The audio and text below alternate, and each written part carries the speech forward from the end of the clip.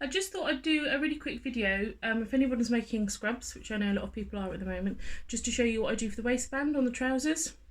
I know a lot of people are putting in buttonholes. It's my dog banging on the door, which is fine.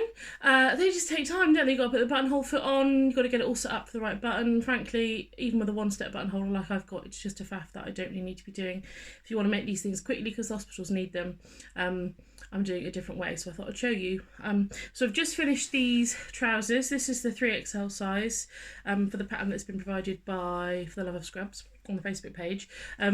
First thing I do is always mark the back, just so you don't get your front and your back confused. Obviously the back has the longer rise. I always use a pink clip for the back, and then pop your size label in. I'm just literally using the tape that I'm using for the waistbands for the size label, just folded over, and then just using a Sharpie marker pen, just marking the size on it, and then that's just going on the inside of the back of the waistband. If you get it long enough, then you could use it as a hanging loop as well, which is always useful when you're getting changed. So first of all, pop your label in so you don't forget it when you come around to top stitch, and then at the front of the trousers, so at the opposite side at the front, all I've done so far is I've just pressed the top down. So it's my seam allowance, this is my top, and I've just pressed it down by the amount of the seam allowance all the way around, so it's on the inside. And then at the front, what I'm going to do is I'm going to use, this is the inside of the front of my trousers, I'm going to use 3 pins just to mark what I'm going to be doing, so that you get a really quick finish on your waistband. So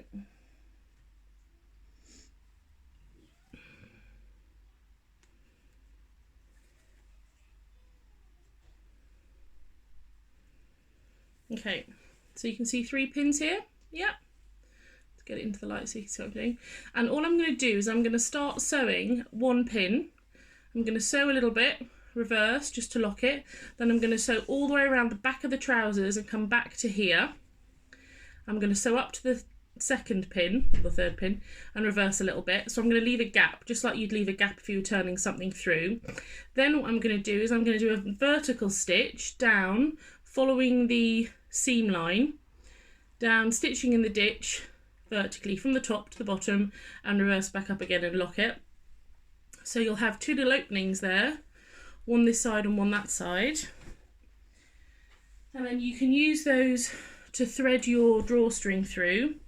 I'm doing mine about 3 times the width of the top of the trousers, which gets you a nice amount that you can then use to tie up. And this is what the inside look like when they're finished. So it comes out of one of the little holes that you've made, secured with the vertical stitch in the middle, and then coming out the other side, and then you can use it to tie them together. Yeah, the stitch in the middle just stops them kind of getting lost and getting confused with which side's which, basically just makes it a bit easier to use. And then that's your finished drawstring. So it's inside of the trousers, so you don't see it when they're being worn. It's a nice soft drawstring, so it should be nice and comfy. And when you're threading your drawstring through, the easiest thing really, if you haven't got something that's specifically designed for the purpose, is a safety pin. Just pop your safety pin on, and then you can use it to kind of scooch it through the opening.